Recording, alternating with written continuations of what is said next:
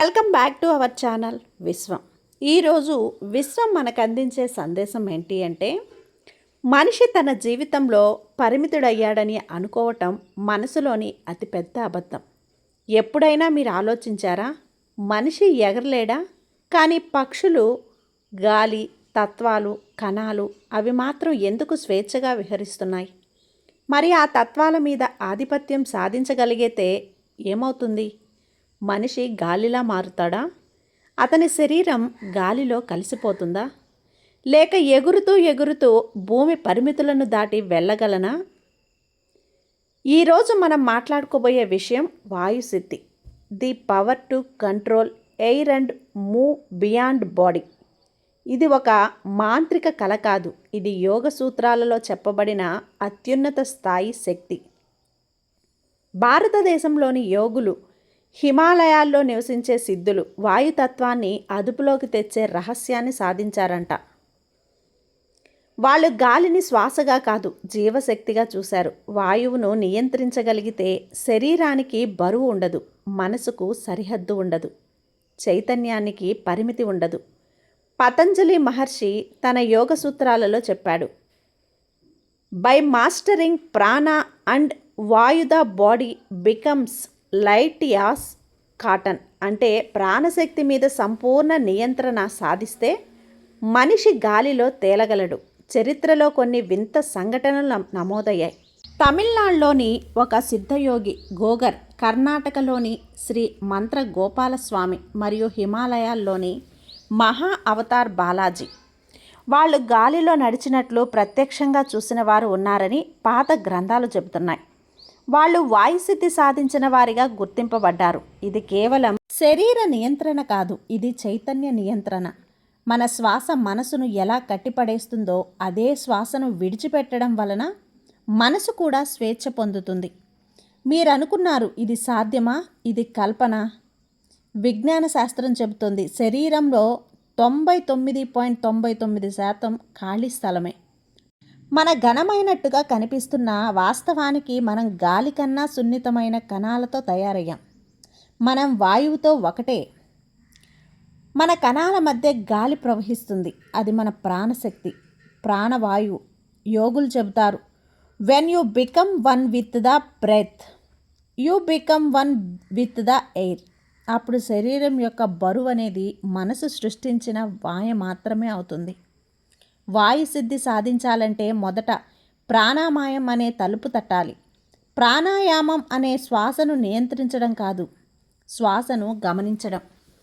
మీరు శ్వాసను గమనించినప్పుడు గాలి, మనసు, చైతన్యం మధ్య ఉన్న సంబంధం మీకు కనిపిస్తుంది. ఆ సూత్రం అర్థమైతేనే మీరు వాయుసిద్ధి వైపు అడుగులు వేయగలరు. ఒక పాత సిద్ధ యోగి అన్నారు, when the wind with in you stops moving, the world out side obese your stillness. నేటి ప్రపంచంలో కొన్ని అనుభవజ్ఞులు చెప్పారు, ధ్యానంలో తేలిపోతున్న అనుభవం, శరీరం లేకుండా విహరిస్తున్న భావన, ఇది వాయుసిద్ధి యొక్క ప్రారంభ దశ అని పిలుస్తారు. అంటే ఇది శరీరాన్ని ఎగిరించడం కాదు, ఇది మనసును ఎగిరించడం. మీరు గాలిలో తేలుతున్నట్లు అనిపించినప్పుడు మీరు చైతన్యంలో ఎగురుతున్నారు. అది నిజమైన వాయుసిద్ధి మొదలు. కానీ ఇది అంత సులభం కాదు. గాలిని నియంత్రించడానికి ముందు మీరు లోపలి తుఫానుని నియంత్రించాలి. మీలోని భావాలు, మీ ఆలోచనలు, మీ భయాలు అవన్నీ కూడా అంతర్గత వాయువు. దాన్ని మాస్టర్ చేసినప్పుడు బయట గాలిపై మీ అధికారం ప్రారంభమవుతుంది. మరి ఆ వాయు నియంత్రణ సాధన ఎలా ఉంటుంది? ఎలాంటి ధ్యాన పద్ధతులు ఉపయోగించాలి? యోగ శాస్త్రం ఏం చెబుతుంది? మరి ఆ సిద్ధులు ఎలా ఆకాశంలో విహరించగలిగారు? వీటన్నింటిని గురించి ఇప్పుడు తెలుసుకుందాం. ప్రతి మనిషి శరీరంలో 5 తత్వాలు ఉంటాయి. భూమి, జలం, అగ్ని, వాయువు, ఆకాశం. ఇవన్నీ ఒకదానితో ఒకటి మిళితమై మన జీవన శక్తిని నిర్మిస్తాయి. వాయుతత్వం ఎయిర్ ఎలిమెంట్ చలనం, స్వేచ్ఛ, చైతన్యం, విస్తరణ. ఈ తత్వం సరిగ్గా సమతుల్యం కాకపోతే మనిషి జీవితంలో అస్థిరత, ఆందోళన, భయం వస్తాయి. కానీ అదే వాయుతత్వాన్ని నియంత్రించగలిగితే మనసు నిశ్శబ్దంగా, శరీరం తేలికగా, ఆత్మ స్వేచ్ఛగా మారుతుంది. ఇది వాయుసిద్ధి సాధన యొక్క మొదటి రహస్యం. The air outside's response to the stillness of the air within. ఇది ఒక పాత హిమాలయ యోగి చెప్పాడు. Breath is the bridge between body and spirit. వాయుసిద్ధి సాధించడానికి మొదట మీరు శ్వాసతో ఏకమవ్వాలి. వాయుదర్శన ధ్యానం, మెడిటేషన్ ఆఫ్ ఎయిర్ అవిరెన్స్. నిశ్శబ్దంగా కూర్చోండి, కళ్ళను మూసి కేవలం శ్వాసను గమనించండి. గాలి మీ ముక్కు ద్వారా లోపలికి ప్రవేశిస్తుందని, బయటికి వెళ్తుందని స్పష్టంగా అనుభవించండి. ప్రతి ఇన్సోలేషన్లో నేను విశ్వంతో కలుస్తున్నాను అని భావించండి. ప్రతి ఎక్సోలేషన్లో నా పరిమితులు కరిగిపోతున్నాయి అని అనుభవించండి. ఇది రోజుకు 15 నిమిషాలు చేస్తే చాలు. మీ మనసు వాయు తరంగాలతో సరిచేయబడుతుంది. ఇది శరీరాన్ని గాలిలా తేలికగా మారుస్తుంది. మరి ఇదే ప్రారంభ దశ వాయుతత్వం మేల్కొల్పు. యోగశాస్త్రం చెబుతోంది, శరీరంలో 5 రకాల వాయువులు ఉంటాయి. 1 ప్రాణవాయువు, గుండె ఊపిరి ప్రాంతం. 2వది అపాన వాయువు, కింద భాగం విసర్జన. 3 సమాన వాయువు, మధ్య భాగం జీర్ణక్రియ. 4 ఉదాన వాయువు, గొంతు ముక్కు ప్రాంతం. 5 వ్యానవాయువు, మొత్తం శరీరంలో విస్తరించి ఉంటుంది. ఈ 5 వాయువులు సమతుల్యమైనప్పుడు శరీరం శూన్య బరువుగా మారుతుంది. అదే వాయుసిద్ధి యొక్క శరీర స్థాయి సాధన. పతంజలి యోగ సూత్రంలో చెప్పబడిన వాయుధారణ అనే టెక్నిక్ ఉంది. వాయుధారణ ముక్కు మీద లేదా గాలి కదలిక మీద మనసు కేంద్రీకరించండి. కళ్ళు మూసి గాలి మీ చుట్టూ ప్రవహిస్తున్నట్లు ఊహించండి. మీరు శ్వాస తీసుకుంటున్నప్పుడు గాలి మీలోకి ప్రవేశించి వెలుగుతో నిండుతుందని భావించండి. బయటకు వదిలేటప్పుడు మీలోని చీకటి, బరువు, భారం బయటకు వెళుతుందని చూడండి. దీన్ని 21 సార్లు చేయండి. ఈ సాధన మీ ప్రాణవాయువుతో గాలితత్వం మధ్య రిథం సృష్టిస్తుంది. కొంతకాలం తర్వాత మీరు శరీరం తేలికగా మారినట్లు అనుభవిస్తారు. వాయుసిద్ధి యొక్క అసలు రహస్యం గమనించడం కాదు, ఆగిపోవటం. గాలి ఎప్పుడూ కదులుతుంది, కానీ గాలి మధ్యలో ఉన్న శూన్యత మాత్రం ఎప్పుడూ స్థిరంగా ఉంటుంది. ధ్యానం అంటే ఆ శూన్యతలో ఉండటం. మీరు ఆ శూన్యతలో పూర్తిగా లీనమైతే మీ శరీరం కూడా గాలిలా తేలిపోతుంది అని పతంజలి వారు చెప్పారు. పైగా meditation on the element of air. One becomes light and can move through the sky.